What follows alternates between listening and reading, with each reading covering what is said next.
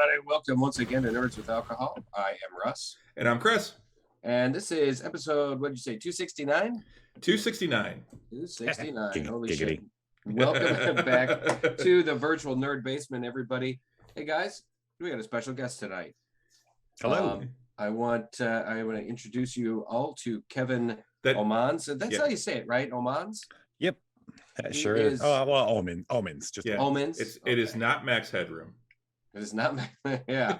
Oh man, you just dated yourself. But I get it though. Yeah. Well, we're all of an age. Kevin is a Twitch streamer and a gamer and dungeon master and nerd galore. We were on his show a couple of what was it, about a month and a half ago. About a month ago, yeah. About a month ago, and had a great time. Yeah, it was great. And I've watched your show before, Kevin, and I was like, but I still wasn't sure what to expect. And I was really glad that it just had a fucking blast, man. It was really fun. That's cool. So instead of like the whole, like, because you've got your show later tonight, so we got to get moving. Chris, I figured instead of the whole like, how was your week kind of thing, why don't let's just get right into what are you drinking, and then we can get into talking again. Well, I actually have to still open mine. Well, all right. Well, I'll start then. Okay, yeah. What are you drinking? I am drinking the thing that Pete gave me on Tavern Nights that I didn't end up drinking, the Sierra Rose cranberry cider, hard cider. I am usually I'm not a big cranberry guy, so this will be interesting here. Yummy. Okay, it's a little tart, but it could also be that I brushed my teeth a little bit ago, and it's not having a really great reaction. No, this isn't bad. It's not like I said, cranberry is not my go-to, but the Sierra Rose stuff is on for the most part pretty good ciders. They've got a lot of like fruit flavored ciders and stuff. And most of them I like, and this isn't bad. I wouldn't necessarily like reach for it, but I wouldn't turn it away either. Cascade Winery in Cascade, Michigan, opened its doors on February 14th, Valentine's Day. Of 03, offered many standard and specialty wines. They've since added Jaden James Brewery, offering multiple styles by the pint and Sierra Rose hard cider. Hard cider options include raspberry, blackberry, peach, cranberry, blueberry, watermelon, cherry, and many more. Seasonal ciders tasting is available at Cascade Winery. So I'm going to say this is a thumbs up kind of one for me. It's not terrible. But again, cranberry is usually not my go-to. So, but either way. Chris, what are you drinking? I am actually drinking something also that I think Rich brought this to. Rich brought them, yeah. Mm-hmm. This is it's Oddside Ales, Bean Flicker Shamrock. So their Bean Flicker is their coffee blonde, and it's usually not something I really care for. I'm not a big coffee blonde fan. This one is their Shamrock, which it's actually made for like March and St. Patrick's Day. It is their original coffee blonde ale with the added flavors of mint and Irish cream. It's 4.5% ABV. So it's a yellow beer. I mean, it's golden color. It has a huge amount of oh hey, just got a new follower. Oh, hey, cool. It has a very strong mint aroma, and I gotta say, I took one sip and I wasn't sure what to expect, but holy shit, this is good. I'm a big fan of mint. You just dump shit all over your computer? I just spilled on my desk. Yeah, it's okay. I didn't kill anything. But keep talking. I gotta get a towel. Yeah, it's really good. It has actually quite a bit of mint flavor. The coffee flavor is almost non-existent. So it's just like a light, not even really beer flavor, because there isn't really a lot of that hop flavor or anything like that. It comes off as very mint, and kind of creamy. I really like this one. I'm going to give this 3.5 bottle caps because I just really do like it. It's unique. I don't know that I would want to drink this all year long, but once a year that'd be kind of cool. Are those Nuka-Cola caps? What's that? Is that Nuka-Cola caps? Chris doesn't play Fallout, but okay. Yes, it would be. Yeah. Yeah, I wasn't sure. I'm like, what is that? No, bottle cap. in the game in Fallout, it's money. Basically. The currency is Nuka-Cola caps. Bottle caps. It is Bean Flicker Shamrock from Odd Side Ales. So I will repeat the name. Gotta say, man, I tell you, they it's just classy shit over at Odd Side. Really classy stuff. They make some good stuff. They make some weird shit, and it doesn't all come out good. Kind of like Shorts. Shorts is the same way. It doesn't all come out good. And how about you, Kevin? You drinking anything? I'm drinking a 2022, might be 2021 sugar-free Red Bull. Pretty good. Got a really brisk, carbonated kind of thing to it. Really wakes you up. It's a. I've had that. It's like literally the only sugar-free drink that I can stand, though. I can't stand anything else.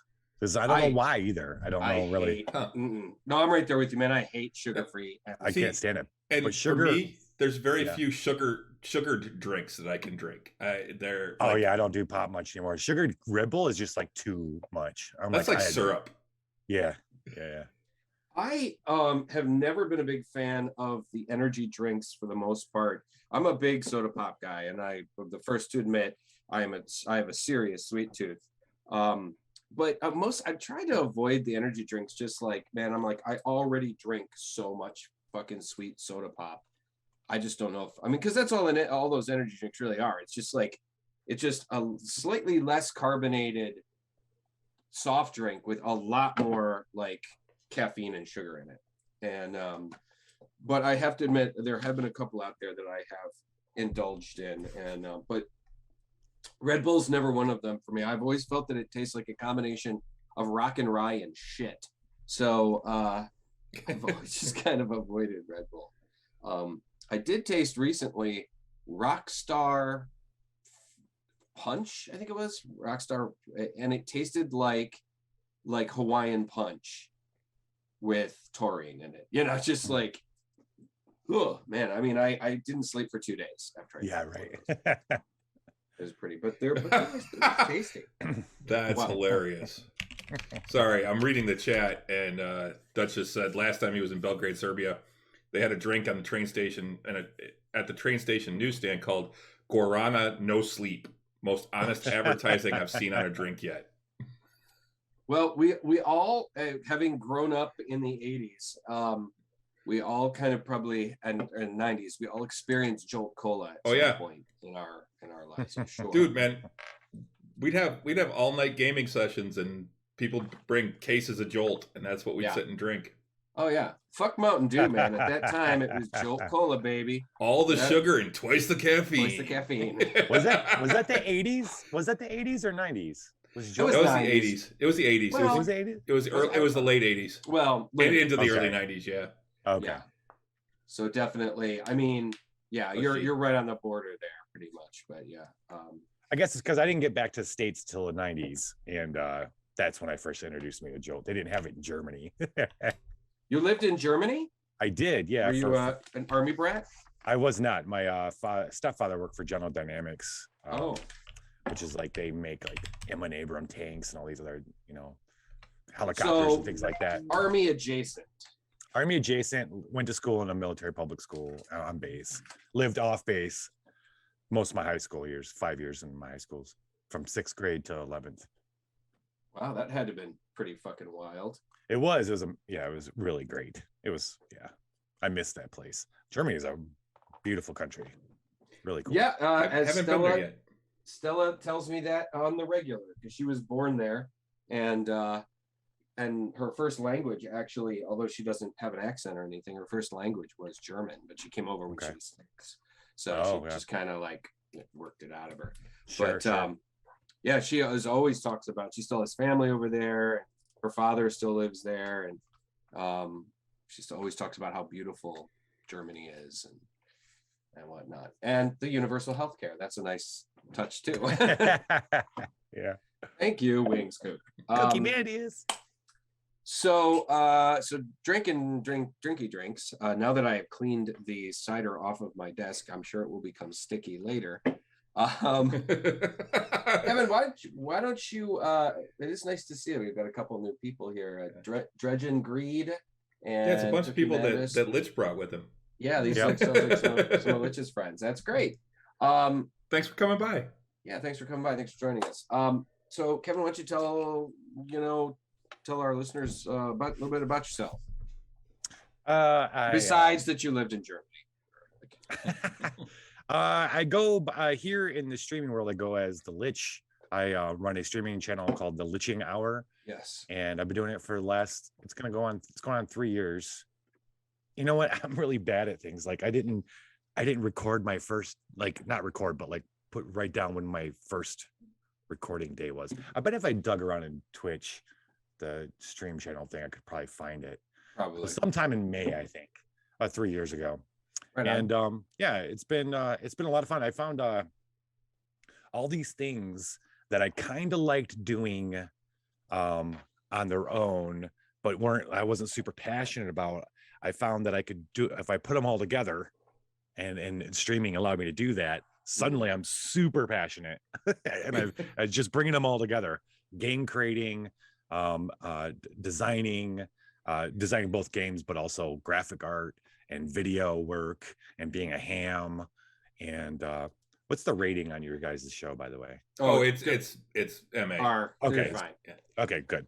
All those things, bring them together, and I'm just like, it's been a wild ride so far, and I haven't gotten tired of it yet at all. Not awesome. Even close. Yeah. Yeah, that's great. Yeah. Kevin actually came to our show at Bottoms Up. Chris. Oh. Yeah. Okay. Yeah. He was sitting over to the side, and then I was like, oh man, that's awesome. It was great to see. To this day, one of my favorite shows that we've ever done. Hands down my favorite. Absolutely. Yeah, you were were you there for the vodka incident, Kevin? I don't think so. I stayed for I don't know, for 45 minutes, an hour, I think I sat over there. Yeah. Well, one of my friends, a couple of my friends pooled their money together and had basically one of those big water glass tumblers. So to set it up, Russ wasn't feeling good that night. Right.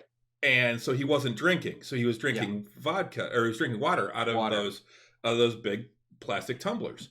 Yeah. And he asked the waitress brought him over what he thought was a big new glass of water because he was out. And he took one sip, and the look on his face was priceless. Yeah, because I just took a big draw on the straw, and it was just like, expecting water and getting vodka. Oh man! Oh my! That's nuts. That's like being a kid and going to drink a pop or something and getting a mouthful of beer or something. Yeah. You know? Oh no! And it was funny because my buddies in the back, Chris Urban and Bud, they're just in the back of the audience, and they just stood up. I just saw Urban it was either Bud or Urban, I can't remember. And they were just like, ah! And I'm just like, you motherfuckers, because we were at a bar, for crying out loud, and it was after a day of Ren Fair, and everybody was just like, dude, why aren't you drinking? I'm like, I don't feel good, man. I got a whole nother day of Ren Fair tomorrow. And or was it on a Saturday, or was it? It was on a Saturday. Yeah, it was on a Saturday. So we had a whole other day of Ren Fair. I was like, I gotta be able to. I can't be all fucked up. So I just had a head cold, and so my friends did that, and it had to have been $30, $20 to $30, because I mean it was half a bottle of fucking vodka, and it was really funny too because of the chemical nature of alcohol and adding ice to it, the outside of and it was kind of chilly that night, the outside of the glass was all frosted up. It was really fucking cold. Yeah. Why is it so cold? And then I took a big drag, and oh man, it was a great night though. That was hands down probably my favorite show we've done, and so much fun. And I'd love to do that again sometime. And it's been 3 years now, hasn't it? 3 years or 4 years? I've been 4. Because it was pre-pandemic. It was episode 97. So Oh, it was episode 97. Yeah. And we're at 269. So doing the math, it's been over 150 episodes. So 3 years, roughly, probably three and a half years. So anyway, all right. Yeah, and so Renee got a picture of it. Yeah. So Kevin, you've been you're a pretty much a lifelong nerd. What would you say are your like go-to nerd kind of subjects? Like I'm comic books and like movies and shit like that are my big thing probably, or well, comic books and like TV movies. Chris is a monstrous Star Wars nerd and gaming nerd. Like, what's your thing? Role-playing gaming, role-playing games, board games, and I would say that big movie nerd. I love film. I wouldn't go as far as like when you really talk to some really big film people, they start getting a whole class of films. You're like, I didn't even know those existed. But yeah, I can throw down pretty hardcore with most. The last couple of years, though, now that I've been streaming, I find a lot less time for me. And during the pandemic, for some reason, I haven't watched as many movies. But I'm big into movies and TV, like good TV, like streaming TV, and then but yeah, it was always back in the past. It was D&D books and board games. Right on. I'm pretty have like 100 board games, I think now. Do you have a favorite board game? No. Yes. Yeah, absolutely. I do. I got a top 5. There's a game called Keyflower. It's by this German guy. He comes out every year or two with a new board game. And it has something to do with key and the name key in it. And it's this really cool auctioning resource management game. Another one's called Clans of Caledonia, which is about Scottish whiskey distilleries when they started being able to ship overseas and stuff. And you build up your clan, and you can make either whiskey or cheese and all this other stuff. And it's an econ game. That actually sounds cool though. Just the whole whiskey aspect of it. Yeah, I got a lot of cool board games. It's just the pandemic really killed that for me because right before the day, it was like literally the day before the current job I had. I still work for the company, but in a different place now. But it was an advertising agency, and they would do these things. They call them ERGs, which are like employee research group, but they were like around themes. Like there was one for parents, there's one for doing these other things, and I want to do one around board gaming. I figured, hey, I got a big enough collection, I got cool games that look really cool and cool concepts. I'll bring them in and I get people to play once or twice a week. I got it approved. I got a budget. I had like a $1,500 budget for like snacks and games. I was like, awesome. And then COVID came, and I was like, I gotta not go to work anymore. And literally the day after I said that, the whole thing shut down. So that's not gonna be happening anytime soon. Hey, Butters. Yeah, it's that unfortunately, like the gaming industry was greatly affected by COVID in both positive and negative ways. I mean, we saw a massive increase in Dungeons and Dragons and like RPGs and role-playing games via Skype and via Zoom and whatever Roll20 else. Roll20 and the Forge and all those places. I mean, they skyrocketed. There's the popularity of Fantasy tabletop RPG. Yeah, the tabletop RPGs just went through the roof. Unfortunately, the board game industry took a big hit because you can play D&D over Zoom. It's a lot harder to play Monopoly, you've got things like Tabletop Simulator and Tabletopia, which are all really great. Mm-hmm. But even for me, it was a big digital, an advocate for digital since the internet. Mm-hmm. I'd rather play a video game. I've tried getting together with people and playing board games, other than the one I'm playtesting right now. But just regular getting back into the board game thing as much as I was pre-COVID. I just can't get the same thrill out of playing digitally. Like Tabletop Simulator is awesome. Yeah. Like it basically just allows you to, digitally interact virtually with the whatever game. Mm-hmm. And but there's just that something's missing. I'd rather play, Apex or some other video game. Yeah. With other people. And for me, that's the same thing with role-playing games. So throughout the entire pandemic, I ran 2 different games on Roll20. And while it was great that we got to play all through that and everything, when our Tavern Nights game, which is this Friday at 7:30, it Good. oh hey, we got another. Hey, thanks, Butters. Butters just followed us. So welcome to the show, man. I miss a jewel art. So we once we got to be back at the table, it was so much cooler. Yeah. Yeah. Yeah, it really was. I mean, I didn't realize how much I missed sitting at the table until we did it, you know. And then I mean, I'll admit there were some advantages. I mean, the fact that, you know, just like one of the reasons why we still do Nerds to Alcohol virtually is like I can just sit down in front of my computer, I can boot it up, and we're good to go. And you know, with gaming in person, you gotta get in the car, you gotta drive, blah blah blah. But it is still really very much worth it, you know. Yeah. And it's cool being together in the nerd basement for when we were doing our show. Yeah. But this is so much more convenient for this medium, and it works. Yeah. What Kevin, what was your introduction to RPGs, to like D&D when you were a kid? What do you remember, like being introduced to D&D? Oh yeah. All right, so my dad took me at 9 years old. He took me to a toy store here in Jackson, Michigan, and told me I'd get whatever I wanted, right? So I wandered around, I gravitated towards the books, and I found Monster Manual. And, oh damn! Yeah, and I got one of those downstairs. For a year, I got it in 1983. I got it, and for the first year that I had it, I colored every picture in it. You can't really see it because I got a black and white thing, but every picture is colored with colored pencils.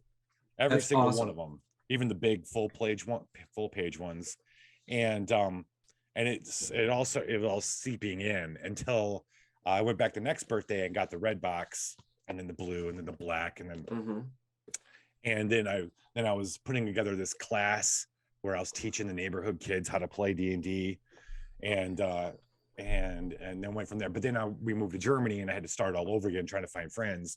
And then luckily my parents took me over to this one. They're friends of my stepfather's, and I walked by this room, and there's 2 kids my age playing with dice in their hands. I was like, and it was awesome. That was awesome. It found my people.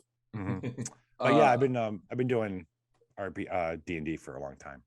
Yeah. We Kevin and I got involved in one of my friends. He tried to start a game like ours, like Critical Role and Tavern Nights and stuff, and it just kind of petered out, unfortunately, because I was having a good time. It was right at the pandemic, though. It was right before the pandemic. It was really kind of the pandemic. It killed it, and then I had started getting really big into doing it, digitally and streaming and stuff. So yeah, and so I wasn't gonna go anywhere. Yeah, it's unfortunate. Like, I mean, I think Chad has tried again. He tried again with a whole new group of people. Yeah, and he wanted to very much. He was recruiting people specifically that were actors, and it was funny. He made me audition because I was like, yeah, I want to keep going, I guess, and he made me audition, and I didn't make the cut, and I was like, oh, I started this with you, you dick, you know. And he did me. He was like, I'm sorry, it was really great audition, but I'm like, whatever, fuck off, No, I love Chad. It's fine. It's nobody, but it did sting a little bit. I was like, I thought I had a pretty good audition. I was pretty good at this, but so you're OG, just like the both of us. You're probably about 9 or 10 in '83 when you got started. Yeah. I mean, that's right around when I got started. Yeah, I got started at 9. My parents, when I was 9 years old, got me the red box for Christmas. Yeah. Right on. I didn't own a single D&D book until I was a teenager.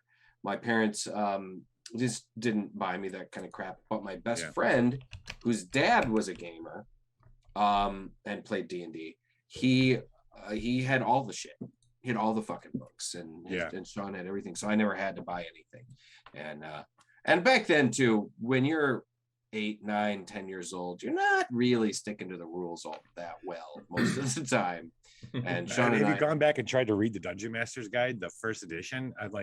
I ran for the show I do on Saturdays, which is it's a homebrew system, but I had a reason to take the party to Ravenloft to play the original because I wanted to play it for a long time. So I busted open the Dungeon Master's Guide and I'm like, oh my god, it's terrible. It's terrible. I don't know how I could have played it. Like the rules for initiative are so crazy complex. It's mind-boggling that we as kids. What's funny is I tried explaining. So in our Tavern Knights group, we had originally it was 4 experienced players and 3 brand new players. Yeah, players who hadn't played before or had played once maybe. And I was trying to explain one night the idea of Thaco to them, and I'm like, that was such a complex and dumb system of figuring out how you hit something. Yeah, it really was. I think a lot of the times, like when I played before I got into like a serious game in high school, most of the time we just kind of we cherry picked the rules we wanted to use. We kind of threw out the ones we didn't, and I didn't really, as much as I loved D&D, most of the gaming that I did was very kind of laissez-faire, kind of like I played with maybe 4 different guys, and we just kind of, like I said, we kind of, it was more about telling a cool story than it was like, oh yeah, you hit, oh great, yeah, what did we do, and what did it do, and blood spurted everywhere, and it was just that kind of thing. And then like when I was in like 15, I think I got into my first like serious game. Got a raid. Hey, raid. Little Bones raided. Hey, right on, man. Fucking cool, man. Hey, Little Bones. That's awesome. Thanks, Little Bones. Welcome to the show, guys. Welcome to the party, pal. Yep. Jesus. I just showed Stella that movie for the first time recently. She'd never seen it. You gotta show it to her at Christmas, man. It's a Christmas movie. It was like right after Christmas we watched it. I was like, it's a fucking Christmas movie. So anyway, I was like 15 and I started playing with my buddy. We'd moved out to Phoenix and I had like 4 friends, and my buddy Brian invited me to play D&D with him and his mom and his mom's boyfriend and his mom's boyfriend's friends. And because his mom's boyfriend was substantially younger than her, like a lot. And like Jim was only like 6 years or maybe 8 years older than me. And so we were playing with basically a bunch of like late college kids, and it was, I didn't know D&D could be like that. It was just so epic, like he really crafted a gorgeous like homebrew campaign and everything, and it really gave me a greater appreciation for something that I had been dabbling with for essentially for like 10 years. So you've been so Kevin, why don't you tell our viewers a little bit about like the game we played on your show on the Liching Hour? Because it wasn't, we weren't playing D&D, we were playing kind of a stripped down kind of board game version of it, right? Yeah, so well, I mean, it's not, I wouldn't even call it, it's called Viva la Dungeon, and it's not even a TTRPG. It's more board game than it is anything else. Right. I was sitting and thinking about wanting to do. I'm a game creator at an amateur game creator at heart. That's where everything kind of leads.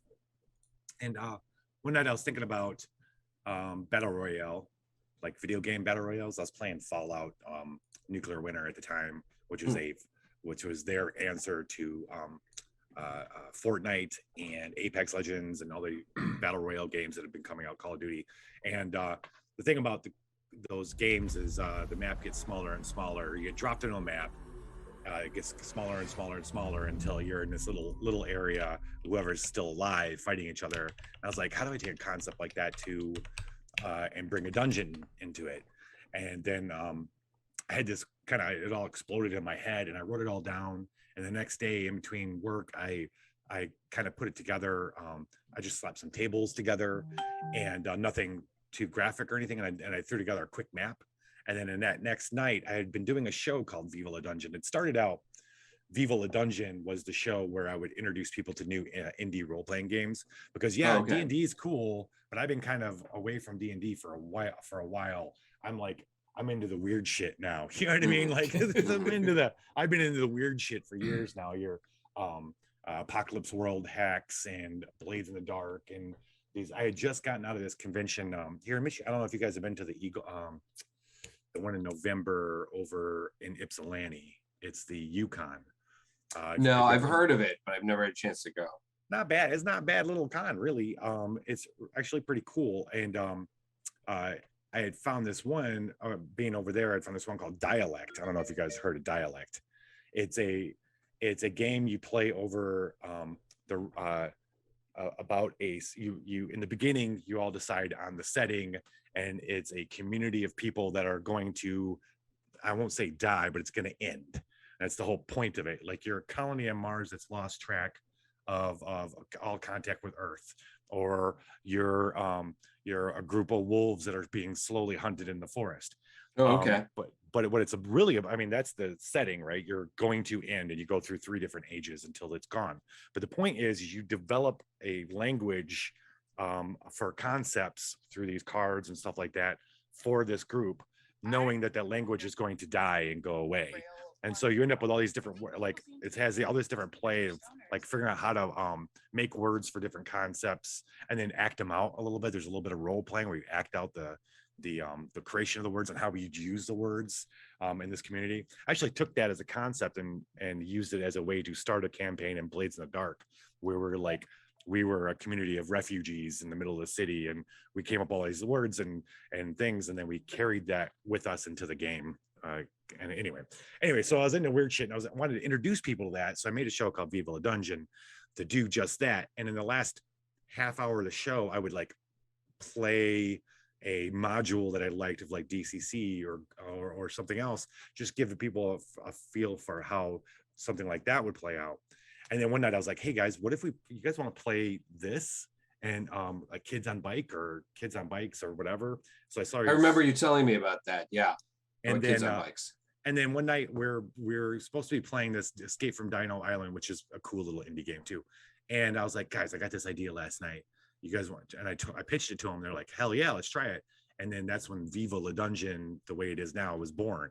It's a battle royale dungeon crawling game show where you go in with nothing but, you're naked and afraid with nothing but a knife, and it combines a lot of the mechanics from popular TTRPGs, especially like D&D, and then the battle royale kind of things that we've developed in video games, and kind of mushes them together. And I've been developing it and tweaking it and fine-tuning it for 2 years, almost 2 years now.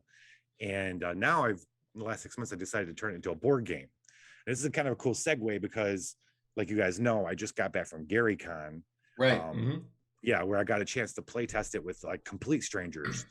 Like That's you guys cool. coming in playing, I'd have guests come play Viva on the digital, and there's strangers too. But when I started making the board game, the only people who've been playing a board game are people who've played Viva digitally and know it, part of my community, and awesome people. And I wanted to get a chance to put it in front of complete strangers and see what happened. And it was absolutely great. It was fucking great. It was like, I don't know, the people in Wisconsin are super nice. Everyone was super cool, but everyone had a great time. They kind of are, you know. I mean, when I was in Kenosha, I was like surprised at how nice everybody was for when I was at Bristol. I've only been to Madison for curling, and I mean, everybody in curling is nice. So, right. Did I miss it? Yes, CD, you missed the drinks. It was Bean Flicker from Oddside for Chris, and I'm drinking Bean Flicker Shamrock. Bean Flicker Shamrock, and I'm drinking Sierra Rose Cranberry. Gotta say the name of this beer as many times as possible in this show. Yes, exactly. Bean Flicker. Yeah, actually, CD lives in Wisconsin. One of our pretty much our number one fan here. our number one viewer. He just subscribed for the 7th month in a row. Oh, fantastic! Thank you, CD. Our again, first welcome subscriber everybody, and our longest running subscriber. Yeah, thanks for joining us, everybody. Thanks for the checking out the new people checking us out. Mm-hmm. So tell us and more. all the new follows. Yeah, fucking great.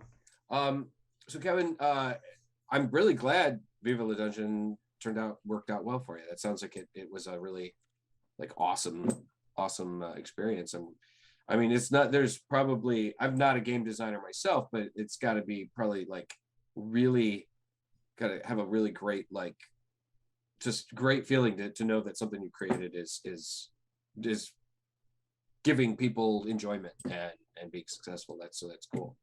Absolutely. Tell us more about the con, like what else was going on and what else did you see? So it was nice being so going to there. I gotta admit, going to Lake Geneva, having seen it at the bottom, it's even like right here, even like right here, Lake Geneva, Wisconsin. Going there was kind of a little bit of like a holy pilgrimage. Oh, right. Yeah. Right. And you expect it to be a lot more themed around the birthplace of D&D. It's not. It's a little bit of a touristy, it's like a low-key tourist, not tourist trap or anything, but it's like obviously people come there to vacation a little bit, and there's a little homey downtown. It didn't have as much of a reverence as I was kind of looking for, but it's still a nice little town. The convention's smaller. It's on the smaller side, and that might also be because obviously coming out of the pandemic, sure, things. But still, it's not Gen Con or Origins. It's no, it's not the 120,000 for Gen Con, right? I had scheduled 9 games of Viva, 3 a day, in the hopes that I'd fill a couple of them, but they all filled up. So I didn't get a chance to play. That's awesome, dude. Yeah. They all I played 9 games, 7. I ended up 7 of them with 28 people. And so, but the point is I didn't get a chance to actually play, like anybody, play any games. I got to hang out with some people, but I didn't get to, but I walked around. There's a lot of cool things going on. There's a lot of weird stuff too that it's probably you see at Gen Con too, but there's so much going on that you kind of miss it. And I wish I would have found the name. I got to back it up. I got to figure it out, find out what the name is. But the last night I was there, this guy had this crazy 2 tables where he had created these 3D maps out of and painted all these different like packing materials and all these things and made these crazy things. There's 2 tables of them, and there was 2 teams or more, and they were playing this. They had little figures, and they were playing this dexterity game. They're like you flick him, they walk it back and forth, all these crazy rules, and they had the measuring tapes that you'd see on war tables and stuff. But it was, and you'd hear things like you got shot by a dog in the dog storm, and weird things like that. And they had these crazy character sheets, and me and a friend of mine, we were just watching like, this is the beautiful display of just crazy creativity going on in front of us, and not even understanding at all, and loving it, not understanding what was going on. But that's the only kind of stuff you really find it. That's the kind if you dig deep enough, the cons, you really that's the cool stuff, that's the thing. I mean, I was talking about how I didn't really get into a serious D&D game until I was like 15 or so. But it was funny because my best friend's dad was a gamer and was such a big fan, we still were exposed to a lot of other games besides, he was always buying game books for Sean and for whatever. So I was exposed to Palladium and the hero system and champions and villains and vigilantes and mutants and masterminds, and the early Marvel game that TSR put out, and Star Frontiers. I was but I never really got the ability to play most of them, until I got a little bit older. Shadowrun and the Lord of the Rings game and Warhammer, the Warhammer. I had so much hope for Shadowrun, and it really let me down. Did you guys ever play Dungeon? Yes. Board game? I love Dungeon. I never did, unfortunately. I remember the commercial. It might actually still be in my dad's basement. I think I got my original. I came back to the States while I was in Germany when I was like 15, and my step grandmother bought me the newer dungeon one at the time. It was Dungeon Classic or something. It had actual characters, had a stack of like named characters instead of just like, elf, thief, whatever. And each one have a slightly different abilities and stuff. And I brought this over to a friend's house, and we literally played it like all weekend. We were so addicted to it just because it was so easy to get in and roll dice. Yep. And it was all about the dice at the time, and that's kind of like, I think, what I baked. That kind of vibe is what I wanted to get out of Viva La Dungeon. Is that whole like wanting to roll dice, press your luck, gambling basically, right? And then it'd be done and want to go again. Let's go again. That kind of feeling. And having some getting to play with people at GaryCon, we had those moments, what I call Viva moments, where I've kind of tailored the game to try to produce these, like, all of a sudden someone crits. It's the most beautiful thing at any table, and it's not even a Viva Dungeon, but any table, that the crit is such a fun fucking experience. Oh, absolutely. Everybody's got to cheer anytime it happens in any game. You're like, oh shit! It's always a fucking great, Yeah. God forbid you you have like a double crit, and then everybody goes fucking nuts. So, oh my god! So, can I tell you? Okay, so the last convention Gen Con I went to, I got to I got to participate in a Dungeon Crawl Classics tournament, and we weren't gonna win for sure, but we were in this room, and had these like spacesuit things on, and there was these like microbes growing up all over us, and we didn't know how to get rid of them. And like the water was super cold or something, and I was like, okay, I'm gonna wizard. So I was like, I'm gonna cast this spell. And Dungeon Crawl Classics is a little different than D&D. Whenever you cast a spell, depending on the spell, you roll on a chart, and depending on how high you roll, how more badass your spell is, which I love. It's fucking so cool, and especially when you start getting the weird effects and stuff. And I rolled and I crit on rolling on the thing, and we're like, and then at this point we were the only table left, so everybody was around us, and the writer Harley Stroh, I gotta shout out to Harley Stroh because he's one of the best fucking adventure writers ever, and he's watching too. It was his dungeon, and then so I crit on that. We're like, oh shit, and then I had to roll like 1d30 because DCC has these crazy ass, they got 1d3s, the 1d7 or 1d5s, 1d14s, like all these different, all the way up to 1d30. And I forget even what it was for. It is to determine the strength of the effect. How do you roll a d30? Well, it's a bigger die, and it's got a lot more sides. I've seen them. I've never seen a 30-sided die. No, I've seen them. Right, they're like he's got one. Yeah, I do. And it's like rolling those D100s, man. Yeah, exactly. Yeah, exactly. We've seen they just roll forever. Yeah, it's right here. So okay. Wow. Okay. Yep. And there's a 30. Oh yeah. Okay. Yeah. Huh. So it's like kind of like a big D20 with a lot of little they're all like diamonds. Yeah, little the sides are all diamonds. Yeah. Anyway, I roll fucking 30. Everybody goes fucking ape shit. It just, the whole thing goes ape shit. It was the best ever. And then that's like one of those things that I try to bake into Viva, is those kind of like, holy shit, jaw dropping, did not know that was going to happen kind of moments. A friend of mine recently posted on his Instagram or whatever that he posted the image on, he was digitally rolling on D&D Beyond, and he rolled, I kid you not, 320s in a row. Nice. Boom. Wow. Boom. Yeah. That's astronomical. I mean, the chances of doing that is absolutely, it's one thing to like roll double 20s on an advantage or do it twice in a row, but 3 times in a row, I was like, I've never seen that before in a game. I've seen double 20s several times. I've never seen triples. That was crazy fucking. I've seen double ones. Double ones too. That's the other thing too. Critical anything, whether it's a fail or a success. I've also seen a roll with advantage that was a 1 and a 20. Oh wow. Oh yeah, I've seen that too. Wow.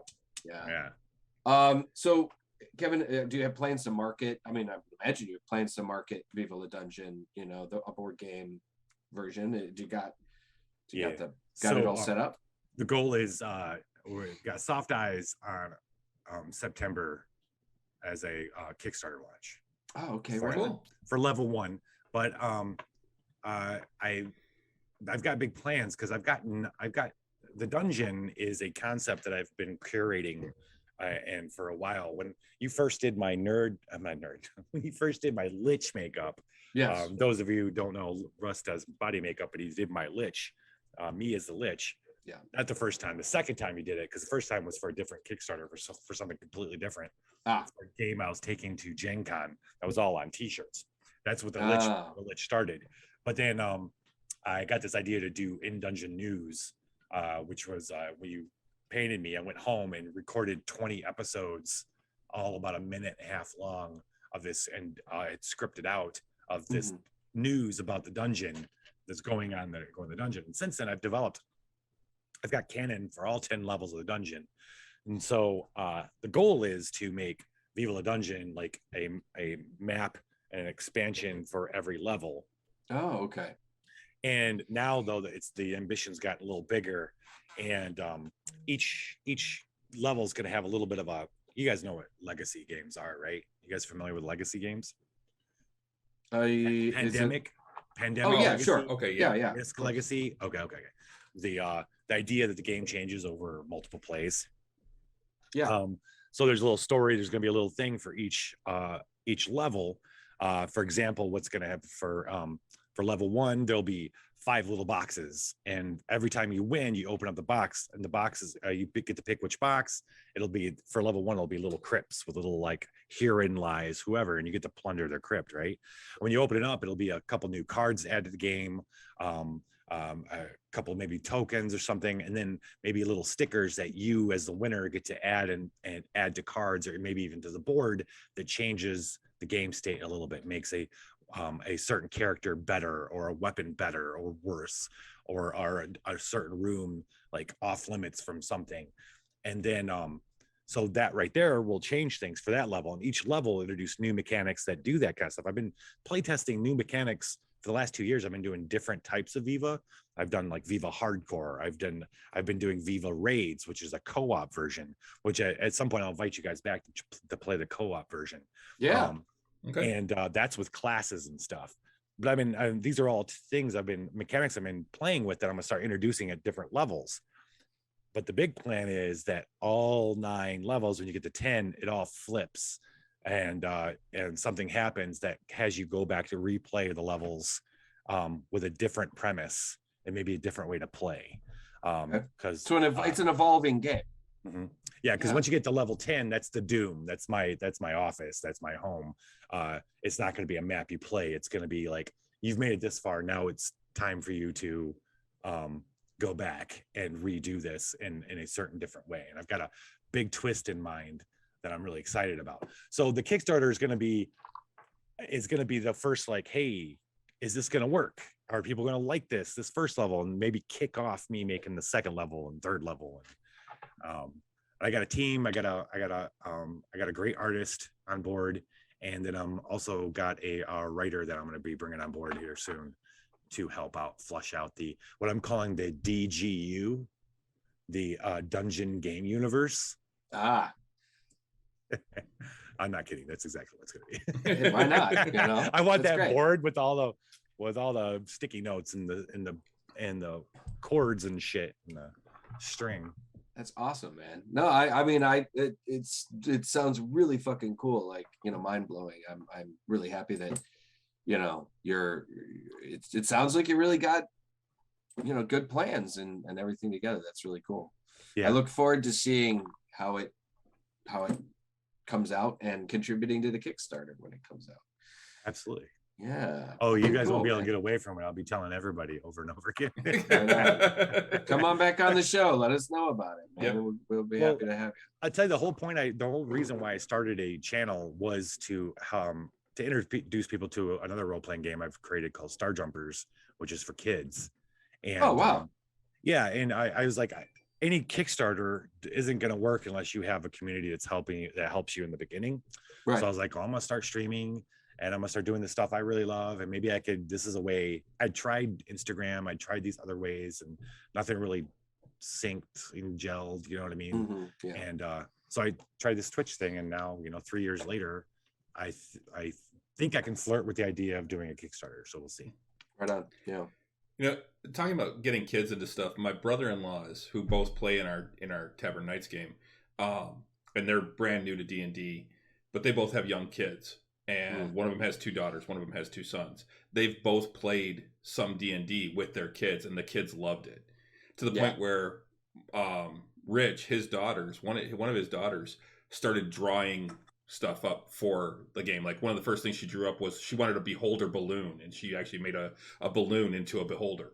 And that's cool. Yeah, and she's actually the one that has created our first fan art for Tavern Knights. She actually drew a picture of Klimbra, which is Renee's character, her aunt. That's awesome. And so Renee actually took it and framed it, and it's cool.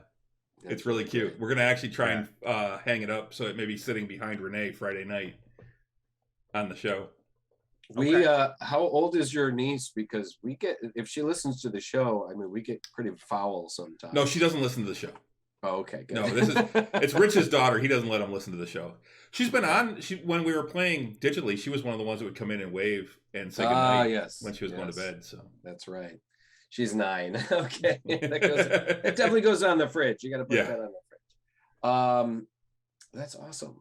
Well, I wanted to get into a couple other things, Kevin, and I wanted Kevin's kind of feedback on some of these things too. One of the things that I think we all got to talk about, and most of the time, we stick to nerd subjects and everything, and unless there's something kind of, something big socially happens, like we addressed the war in the Ukraine, and we addressed when Donald Trump got elected and when he didn't get reelected, and the insurrection and the insurrection and stuff like that. And so we always tend to we try to address it a little bit, spend a few minutes. I think I would like to address the slap heard around the world on Sunday. That was fucking nuts. And now it's been for the last 48 hours. I didn't hear about it until late Monday afternoon. I know, because you were working and stuff. But I don't watch the Oscars. So right, that too. I wasn't watching the Oscars either. I heard about it, and I was like, I immediately looked it up online, and I saw the footage, and I was like, holy shit! Will Smith slapped the shit out of Chris Rock on international television, and yeah, the Oscars are still on, CD. And I was just, because he made a joke about Jada Pinkett Smith's haircut, and I was like, it floored me that happened at the Oscars, one, and that Will Smith was the guy that did it. Well, and then when he went back and sat down, he was still just yelling up at the stage, and it was yelling back at his, take my wife's name out your fucking mouth. Yeah, out of your fucking mouth. Yep. And Chris, I mean, a lot of people are like, I think it was staged and it was a thing. I'm certain it wasn't staged. The look on Chris Rock's face, his reaction, he actually did say, Will Smith just slapped the shit out of me. I was like, it blew my mind. And now the discussion has been, who is right, who is wrong? Should he have done it? Should he have gotten arrested? Should he have been escorted out? Should he have been able to accept his award for Best Actor? And so there's been a lot of people talking. Now, Chris Rock did choose not to press charges. And I think that shows him being the bigger man, honestly, because he could have done that. I personally felt that the joke was, I mean, now, first of all, violence should always be the last answer. It should always be the last resort. At the same time, though, it's often the fastest and most effective one. And anybody who's ever been bullied, like myself, knows that sometimes you got to stand up to the bully, and you gotta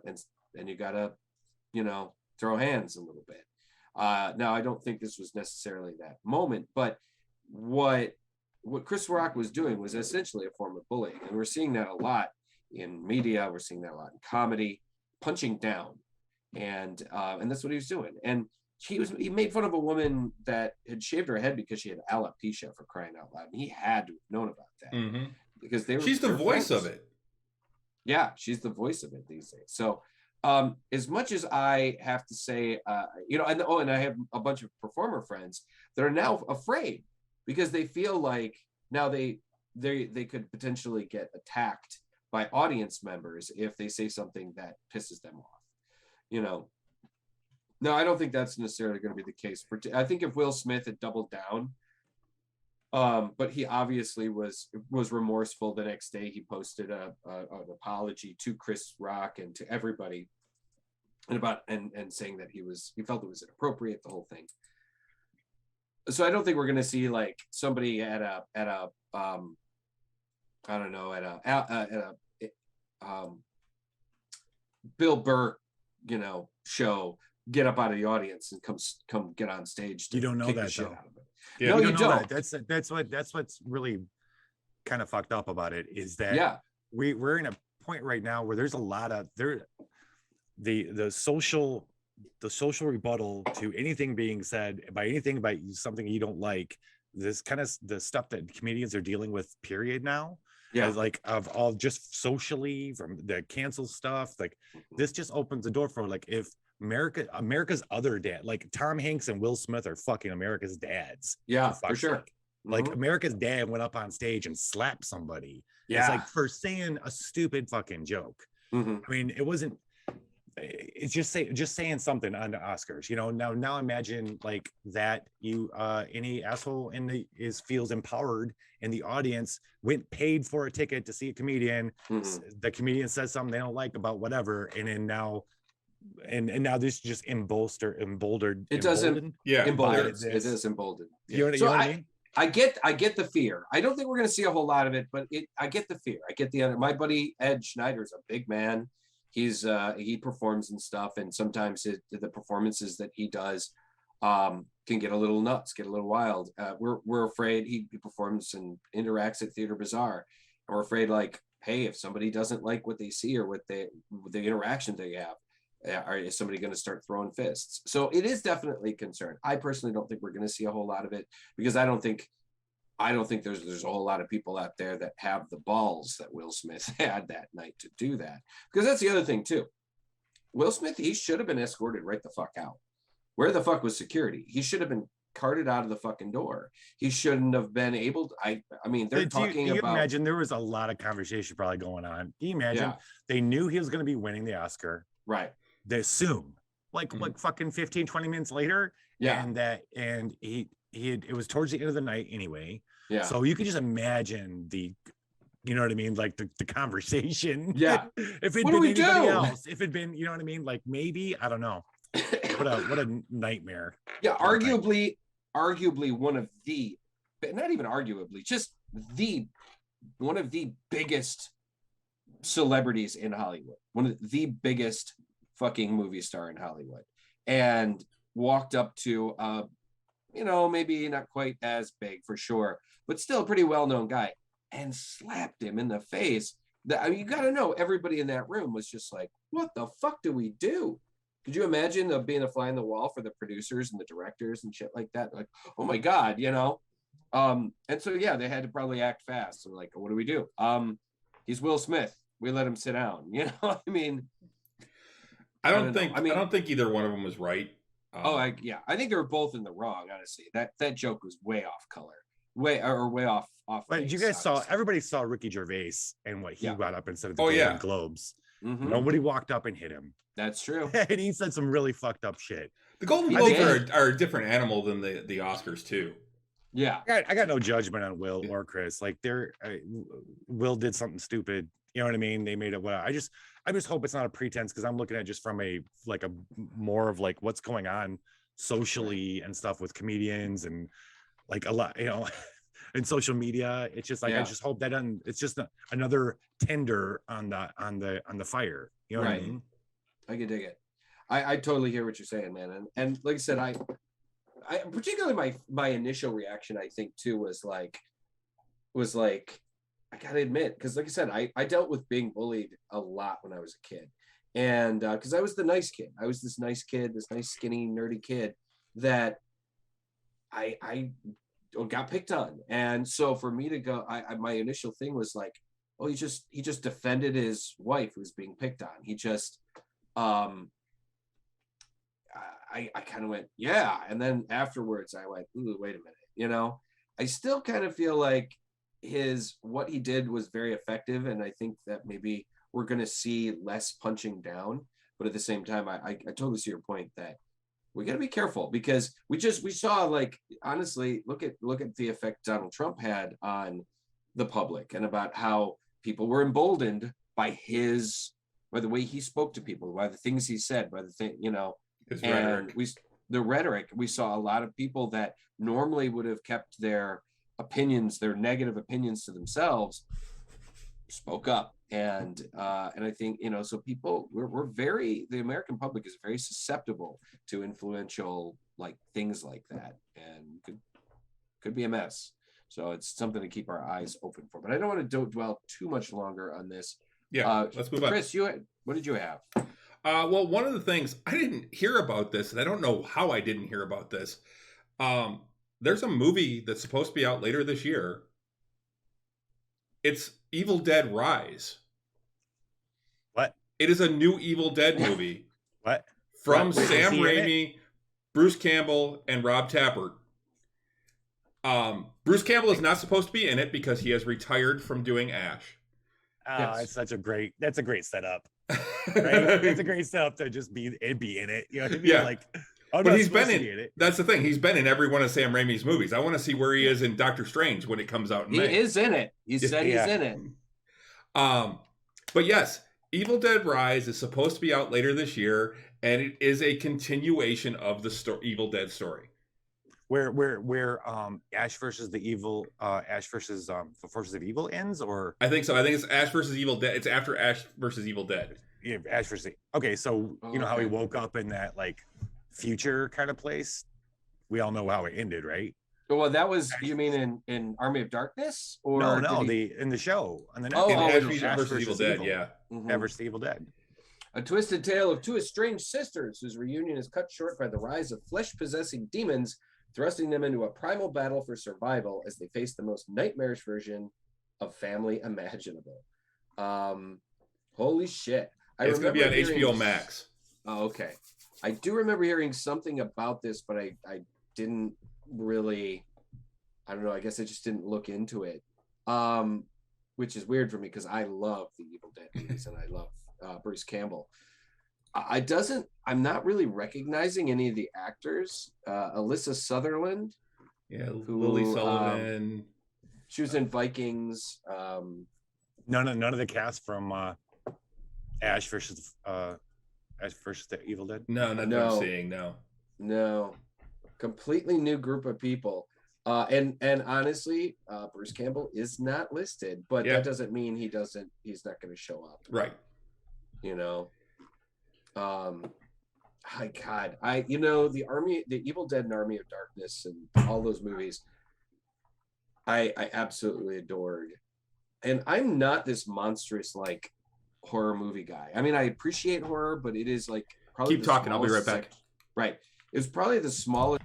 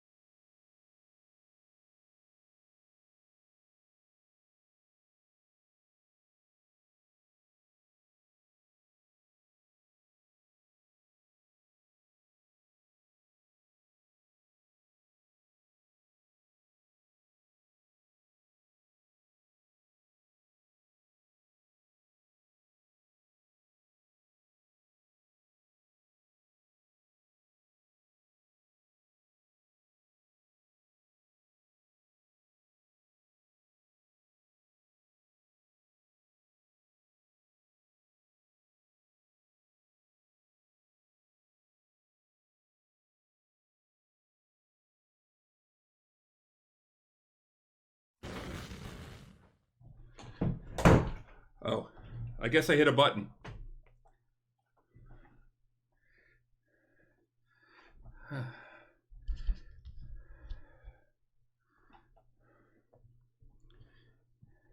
I flicked the button.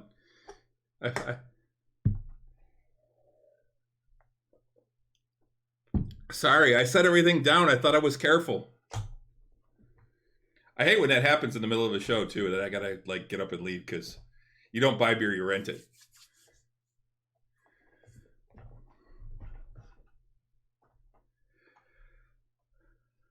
Oh, there. Now you guys are back. Okay. There we go. God damn. As I was saying, guys, it's not a Nerds with Alcohol production if we don't, having some kind of technical fuck up. So Exactly. Yeah. So anyway, Oh, dude, I still 3 years in, I still have. Yeah. Oh yeah, yeah. We're at 2 years in because we 2 started years streaming. Yeah, 2 years streaming. Yeah, Twitch streaming. But it's always there's always that learning curve. It's like you think you get everything figured out, and then something breaks. Oh yeah. But I was saying, I mean, I always loved the Army of Darkness and the Evil Dead movies and stuff. And Army of Darkness is honestly one of my favorite films of all time. Meeting Bruce Campbell was one of the like biggest thrills of my life. Yeah, I didn't get to meet him, but I went to a showing of Army of Darkness where he was there and did a Q&A, and cool. That was a blast. Yeah, I went to Thomas Video when it still existed, and he was doing a signing of his book, If Gins Could Kill, and so I got him to sign my copy, and I love that name, man. That book was great. It was a really cool book. It's all about like his experiences in Hollywood, being it's If Gins Could Kill, Confessions of a B-Movie Star. Yeah, it was a lot of him growing up in Detroit too. So I was living in Louisville at the time, and reading that book and hearing him describe about like driving up Woodward and stuff, and I could picture exactly what he was talking about. Yeah, exactly. It was really cool, and he was just really cool. Like he signed anything anybody brought up, and he was just very friendly. And at one point, I saw him coming out the back door when I was actually parking, and I shouted something to him. I can't remember, and he was like, "Hey, thanks for coming out." It's just a really cool dude. I wish he would do more stuff locally, but he doesn't live anywhere near here anymore. He lives over in Seattle on a mountain or something, or in Oregon on a mountain. So I did meet Bruce. He was just the nicest guy. I mean, it was, like I said, it was a autograph signing. I didn't like meet him at a bar, but I do have a friend that's good friends with his brother, his like older brother. And every once in a while she'll text me, and when he visits, she was like, "Oh yeah, we're hanging out with Bruce and we're getting dinner." And I'm like, "Bitch, where are you?" I'm coming. She won't ever do that. I read Make Love the Bruce Campbell Way. Oh yeah, I have a copy. That's the second book. I haven't read that one. Yeah, I've got them up on my shelf right there. Yeah. But the Bruce Campbell Way. A couple of the other things that I have. One, Moon Knight starts tomorrow. Yes, can't wait. Should be. We're gonna have to do. I think that's gonna be our next review show. I think. Yeah, I probably won't get to watch it until Thursday because cornhole playoffs are tomorrow. So right. But yeah, I'm looking forward to it. I want to see how well they do it. I'm hopeful. Getting initially really good reviews. It's got, I guess it's gotten some really good. Like its Rotten Tomatoes rating is very good. I don't know what it is. Yeah. The best start to a Marvel Disney Plus series yet from episode 1. 4 That's saying something. That really is, considering like WandaVision, how good WandaVision was. Although WandaVision did have a kind of a weird start. As far as a start though, I mean, you're talking about Falcon and Winter Soldier, which Kevin and I were talking about before the show, before you got on. And that opening scene with Falcon flying through the canyon. Yeah. Oh, for real. It was it was like movie quality, and you're like, well, this is gonna be a show? Holy shit. Yeah, that's exactly what I said. I said, holy shit, this is I'm sitting here and it's a streaming show and I'm watching a movie. Yeah. That's something I'll give Disney. I don't necessarily like where Disney has gone with Star Wars, but it makes me uncomfortable even talking about it. But Marvel, they've really, as long as Kevin stays alive, I think keeps, I would say it that way, stays behind the wheel. Right. I think it's gonna, like, them putting all the money and their practical effects into it is just mind-blowingly awesome. Oh, like, yeah. you see every movie that's come out in shows, Loki, man, with the gorgeous backdrop, and like the epic that they'd ripped right from from older comics and stuff and recreated. It's just like, wow. Loki was absolutely spectacular. WandaVision was really cool. Falcon and the Winter Soldier was amazing. Hawkeye was fucking badass. It was so good. It was a lot of fun too. Yeah, I'd say, and I still stand by this. Hawkeye was the most satisfying ending to all of the shows, I think, because it was just like, that's how I felt, because it was like, if they were to not have another season, fine, because it was just this really cool ending to, if Hawkeye doesn't, if he doesn't show up in another movie again, okay, we've ended his story. He's going to go retire with his family. I'm not a huge comic book follower, so I didn't know Falcon actually ends up becoming Captain America. So for me, him becoming Captain America was incredibly fulfilling. Like, I was like, yes. I thought that's where of the shows, that's my favorite of the ending so far. I really enjoyed that too. I mean, I knew it was coming though, but so it wasn't a big shock to me. But when he got the uniform from Wakanda, and I was like, oh man, that's all right. Yeah. And so I'm really excited to see what they're going to do, and I'm like so excited about Moon Knight. I've always been a fan of Moon Knight. And speaking of MCU and some things that are going on and some rumors that I've been seeing, the latest one that I've seen is that Tom Cruise will be joining the MCU. What? I have heard this as well. Really? As a possible alternate Tony Stark. Alternate Tony Stark. Yep. No They're shit. saying they're thinking he's probably going to be the improved Iron Man, which will make him a villain. Okay. Yeah. The not improved. I think he'd be it's Superior Iron Man. Superior Iron Man. Yeah, Superior Iron Man. Yeah, which will make him more of a villainous Iron Man. Yeah, he's going to be there. See, now Tom Cruise was in the running initially to play. He turned it down, they said, because he didn't like the script. Wow. Oh wow. Yeah, he was one of those initial guys, and I think it just turned out just fine. I think it did. It did. It did. And RDJ was absolutely perfect. I could see Tom Cruise doing it. I've never been a big Tom Cruise fan. I could see him doing it because the guy is a surprising actor. I mean, I didn't think he'd be a good Lestat, and he was amazing. Oh, he was. I remember that too. I thought he was going to be. I was totally went into it going, oh my god, this is not. And then and then being blown away by it. It was such a good movie. So I'd say he'll probably be fine, but I don't foresee him being like joining the MCU on a no. But they're saying that there is the chance, from what rumors are saying, that we may see him in a small part in Doctor Strange. Yeah. Oh, really? Yeah. Part of the Illuminati. That may be the intro to him. Because we've already been confirmed that Patrick Stewart is in the film as Professor Xavier. So there's a lot of Multiverse of Madness, which is right around the corner. They're saying is going to be the big introduction for a lot of characters that we've been waiting for, and possibly the introduction of the mutants. So, shit. Man, I tell you, I'm looking forward to it. I hope we'll see.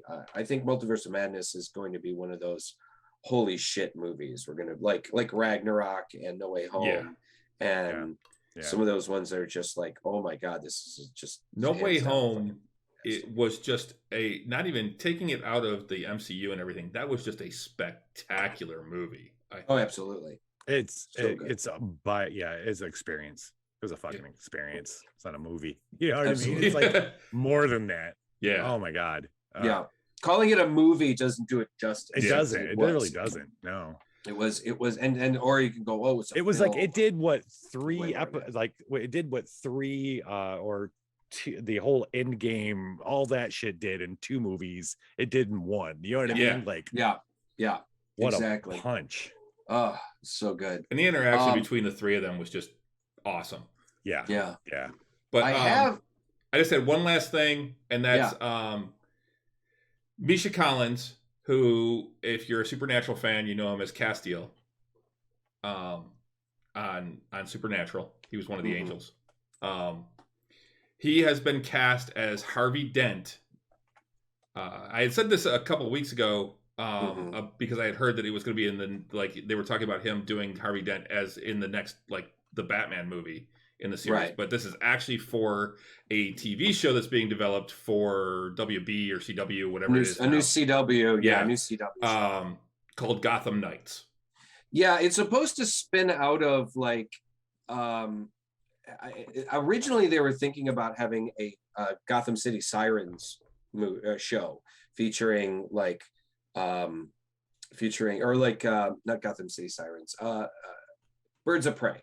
They were planning on having a Birds of Prey show featuring the Black Canary and some which of the they other tried years characters. ago, which was a really good show, but it never got off the ground. It got 1 season.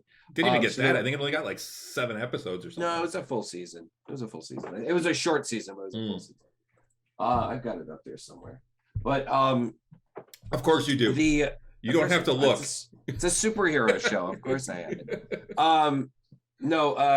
They wanted to do a Birds of Prey show again, but then they decided, I think the pandemic kind of put the kibosh on it, and it was supposed to feature some of the female superhero and characters from the Arrowverse, the Black Canary and some of the other ones, and so instead now they're going with Gotham Knights, and it's supposed to feature some of Batman, not Batman, but Batman's lieutenants. It's not even like the game. It's basically Bruce Wayne's been killed. Yeah. He's been murdered. And it is Bruce's, they just keep saying Bruce's adopted son. Yeah. And Harper and Cullen Rowe. Okay. Who are framed for Bruce's murder. Oh, okay. And they all have to team up and prove their innocence and become the Gotham Knights. So at that point, Harvey Dent is definitely Two-Face. So he's going to be playing not just Harvey Dent, but Two-Face. Yeah, that's what I would think. But they just said that he's being cast as Harvey Dent. So, but he's got to be Two-Face at that point. Might be he would have to be. So, all right. Well, I mean, I'd be willing to give it a shot. I mean, Gotham was a successful show. It ran 5 seasons. Yeah. And I liked Gotham once I got out of the mindset of this is not a Batman show. This has nothing to do with Batman. This is just a show that they're using some of the things from that universe.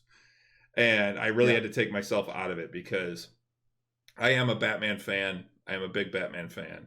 And that show, I watched the first 2 episodes and went, fuck this, and shut it off. And I'm like, I will. I was so pissed. My buddy Dave did the same thing. He was over my house and I was watching it, an early episode of it. And he's like, what the fuck is this? What the fuck is this? And I'm like, it's the new Batman show. It's Batman. It's before Batman was Bruce still a kid. And he's like, this is some bullshit. Yeah, that was my exact reactions. But I was sitting by myself yelling at the TV. Yeah, he hated the Batman too. He just saw the Batman and he hated it. And I was just like, dude, are you? Did we watch the same movie? I mean, this was a good movie. And he honestly had some good points. He pointed out a lot of things that were just because how dark it was. He goes, they need to go back to the 60s Batman. I go, no. And he goes, okay, no. We're going to go from this extreme to this extreme. Right. And I'm like, David, are you sure? And he's like, no, man, it doesn't need to be. I mean, it needs to be a modern version of that kind of thing. And I went, did you ever watch Batman Brave and the Bold? And he's like, no. And it was the cartoon that was on a couple years ago that Dietrich Bader did the voice of Batman. And it was super cute. It was it was this Batman version of Batman that was supposed to be a lot lighter. And the show was meant to appeal to the older fans like us, and then also to the kids too. And it was always about Batman teaming up with somebody else, another superhero. And I went, that's the Batman you need, is this Batman that's lighter, and he goes, Batman should be wearing like dark gray and blue. He shouldn't be like all black, and he shouldn't be this. And I was like, well, he goes, Schumacher did it wrong, but I'll bet that there's somebody out there that could make, lighten Batman up a little bit to where he's fun again. And I went, all right, I see your point. Batman is definitely like, take your Prozac before you go in and see that movie. It's very, My Chemical Batman. My Chemical Batman. That was Stella. We gotta credit where credit's due. Yeah, oh yeah. I got one thing to bring up. I want to ask you. So, have you guys been watching, or have you watched Our Flag Means Death? I've watched the first 3 episodes so far. Not yet. It's on my fucking list. We were talking. And the first 2 episodes, I was like, I wasn't so sure about it. Yeah. But then I finished it, and now I'm like, God damn it, I need more of this. So you finished the whole season? Yeah, it's 10 episodes. Yeah. Okay. So I watched the first 3 episodes. That's all I've watched. And we watched the first 2 episodes, and we were like, I don't know about this. We watched the third one, went, okay, that was better. Yeah. I think the problem is that What We Do in the Shadows was so good. Oh God! Yes. That then going into this, you expect them to hit it out of the park right off the bat. Well, it's the same thing though. I wasn't sure about What We Do in the Shadows for the first so many episodes. Right, and it took a couple episodes to get going there too. And that's the thing. Every show takes a couple of episots to find themselves and to get going. Yeah. And you have to make it through those first ones. And it's sometimes it's tough. It's like, but the thing is, you don't realize. You don't know what Our Flag Means Death is until it gets in about halfway or more. Oh, you don't even know what the show is about. Like, you get into it. And then when you realize, you're like, oh, you're either going to love it or hate it. I don't know how people, I fucking loved it. I couldn't get enough. I'm waiting. I can't wait for the next. I hope they get another season for sure. I'm looking forward to it. I'm sure they probably, because Taika, I will say this, no spoiler, it's not really a spoiler, but Taika, it's Taika. He comes in as Blackbeard. Yeah, right. Yeah, he comes in the third episode. Rolling in. Yeah. Just you start seeing him in the 3rd episode, and then he comes in a lot heavier soon. See, and you're right. I mean, like I'm a huge fan of What We Do in the Shadows, and I've often said it's one of those few instances where the TV show is better than the original movie. And the original movie was great too, but the show itself is just like, oh my God, this is so goddamn good. And you're right. The first 1 or 2 episodes, maybe it was like by the 3rd episode is when it hit its stride, and that's what I've heard about Our Flag Means Death. Yeah, it's the same kind of thing. You got to get about halfway. But I'll tell you what show grabbed me by the balls the very first episode and didn't let go was Raised by Wolves. I haven't watched it yet. I have not watched it. That's on my list, but I haven't watched it. God damn it. I promise you, watch that first episode. If it doesn't grab you, like it's ridiculously grabs you hard. Like I hear it's very high-end sci-fi, like conceptually it's oh yeah, for sure. But it's like and the aesthetic is like when you first watch the first episode, especially, it's like 60s kind of thinking and aesthetic put in with modern. It's like a 60s plus modern. I felt like I was watching something from like Forbidden Planet, kind of era, Outer Limits era, but done really well because it's what's his name? Fucking Aliens, and Ridley Scott. It's him. It's Ridley Scott, right? Yeah. It's Ridley Scott. So I mean, the it's beautifully done, but it's still got this cool. You got to check it out, man. You guys, I'll leave you with that for sure. Yeah, it's on my list. They just dropped the 2nd season. I think like a couple weeks ago. Yeah. So no, it was a while ago. It was more than that. Maybe a month ago. It's been about a month. I tore through them. Yeah, I tore through it. It's like it's one of those things. I'm like, yep, it's on my list. I put it on my HBO queue, and I'm like, that's one more thing I got to get to. I know. Much shit. I know. We often say that on this show that we're in a golden age of television because there's just so much amazing content, and that we can't keep up on it all. I mean, like I'm trying to game too. I'm trying to I stream 4 nights a week. Yeah, see, that's the thing. It's like or And 5. we do two to three depending on the week. Yeah, exactly. And then like Chris was, he got into finally playing Skyrim, and he's been streaming Skyrim, his Skyrim playthrough. Yeah, I haven't done that in like a month because I've been working. And it was I'm actually cool. back to work, so it was Elder Nerd playing Elder Scrolls. It was great. So definitely going to check out that, and then check out Praised by Wolves for sure. I wanted to touch on a couple things before we go. I was going to say, we're starting to run out of time, so. And I know, Kevin, we're going to give you enough time so you could, prepare for your show, because you are still streaming at 10 o'clock tonight. I am. Yep. Thank you for pushing your show so you could be on our show. Sure. Absolutely. You guys came to play. Yeah, thanks. A couple of things. The comic book industry lost an artist today or a couple of days ago.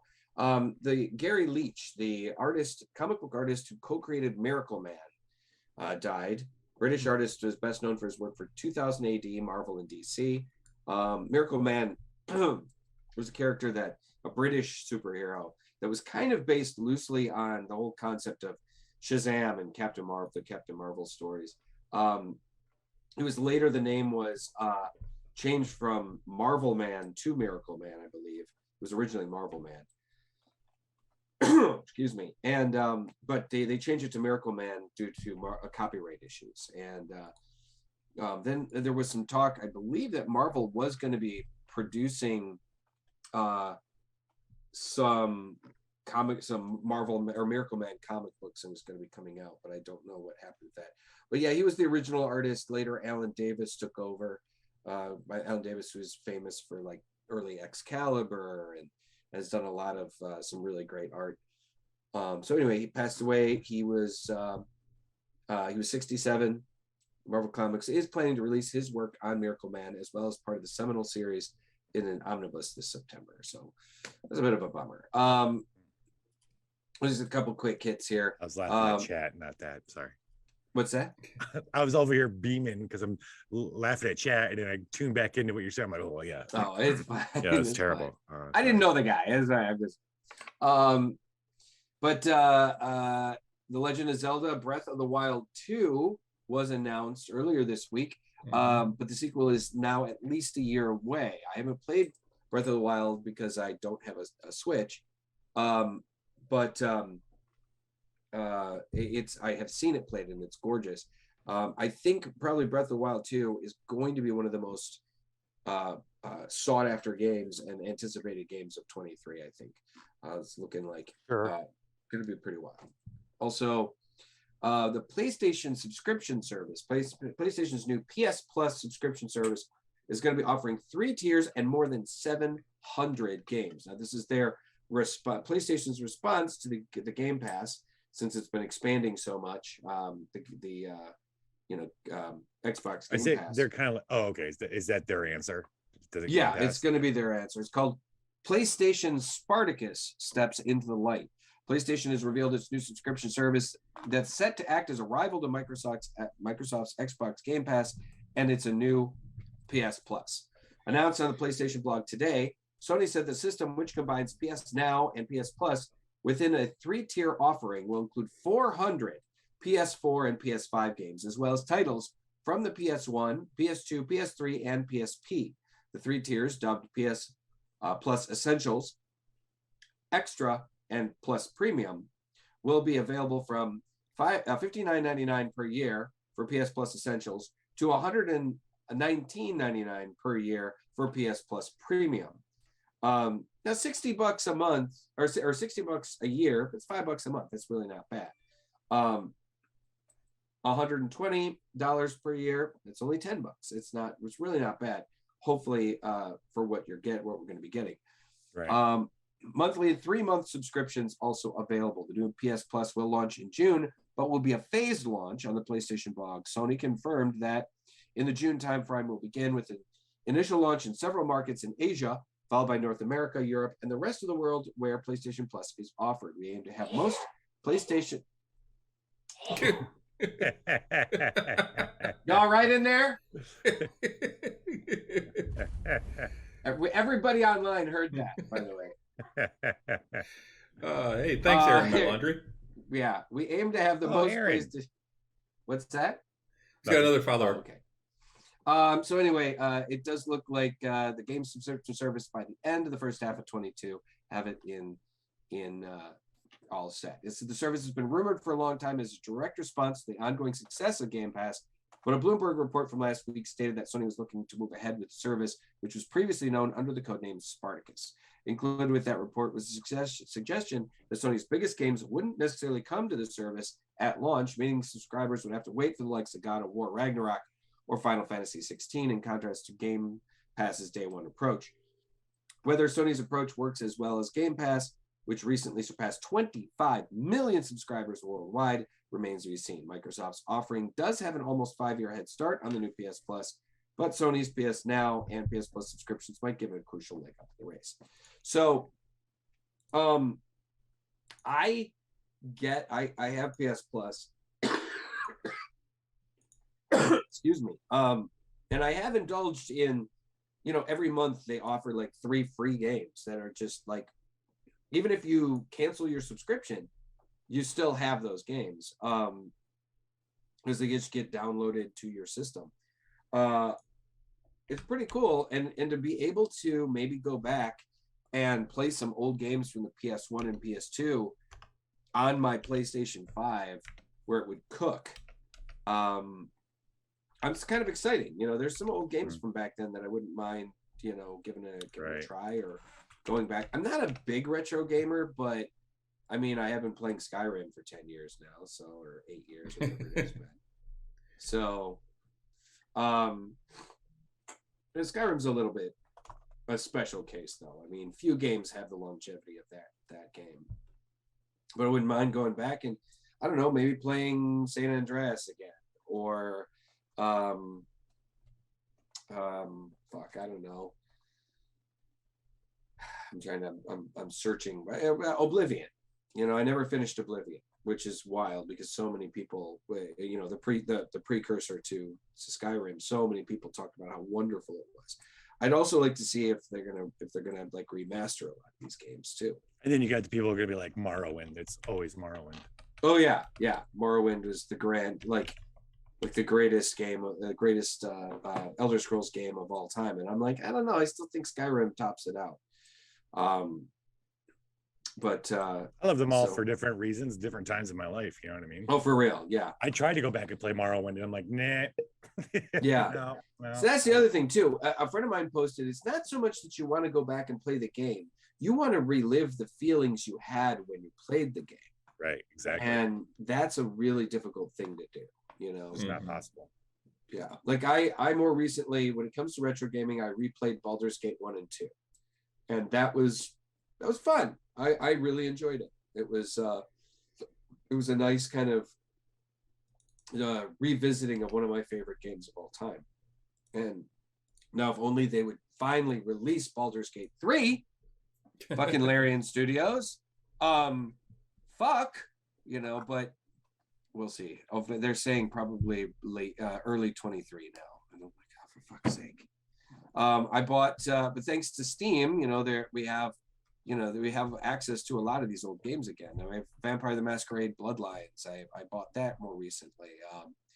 I did get Icewind Dale, and because some of these a couple other games that I was. Tiny Tina just came out. Looking forward to popping.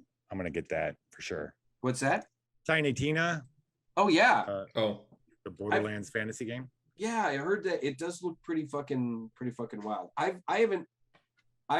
I dabbled a little bit with Borderlands. For whatever reason, it just didn't grab me. But Tiny Tina's looks pretty fucking cool. It's like a combination of it's fantasy, but with a really kind of like a hard edge to it. Yeah. With some technology and thrown in and stuff too. It looks really. I think the design element looks pretty badass. So I'm excited about that. I don't know. I don't really have anything else, Chris. We should probably wrap things up so that Kevin can get over to his show. Yeah, Kevin, thanks again for joining us tonight. Yes. Great show. Thank you so much. Absolutely. Great having you on. Thanks to everybody that came on from Kevin's channel, and hope you guys stick around. We have come back and see us again. Yeah, we have good times. Yeah, you can watch us for a while and then dip out at 9:00 when Viva La Dungeon starts. Yeah. We You can find us in all the places you find quality podcasting.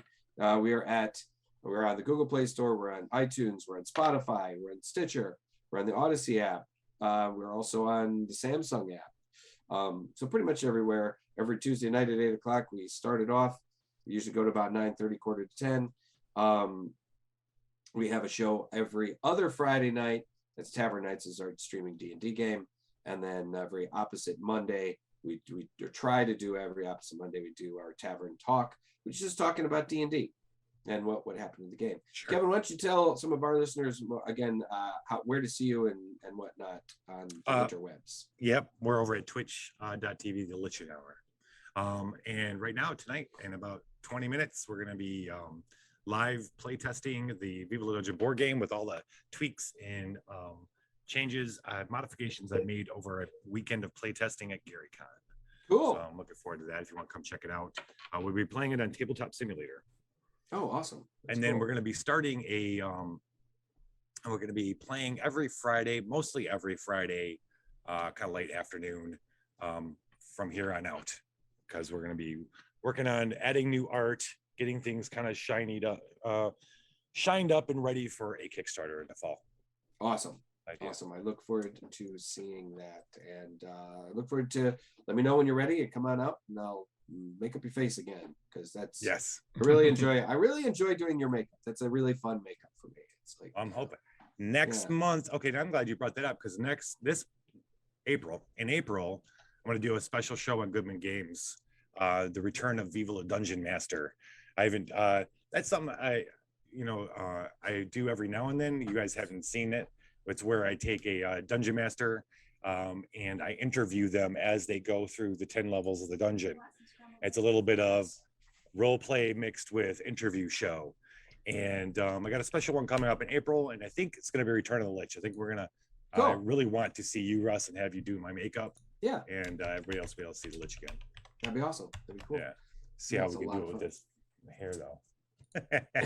The Lich is going to. Hey, you know what? If Cesar Romero could cover up his mustache on Batman, I think I can. Okay. I got you covered. We'll figure Sounds it out. good. Just make sure it's nice and neat. You can follow us on most of the social medias. We are on Facebook, Nerds with Alcohol Show. We are on Twitter at Drinking Nerds, Instagram Drinking Nerds, and then YouTube Drinking Nerds. If you guys want other people to have on your show, this Evandale here in chat, incredibly cool guy, creator of a whole world he's created of Evandale. He's got a great stream too on Wednesdays. You can check it. You guys follow him, and he'd be a great person to have on here. He's very cool. I'm sorry, Steve. He's very nerdy too, so I think he'd fit right in. And yeah. I think he likes alcohol. I think he might like alcohol. Oh, I'm sure he'll fit in with us very well. Maybe. All right. We will have to look in. Yes, absolutely. We'll have to look into that. You can click right there on his name and follow him. Yeah. And remember, Bean Flicker by Oddside Ales. I swear to God. And we got Sierra.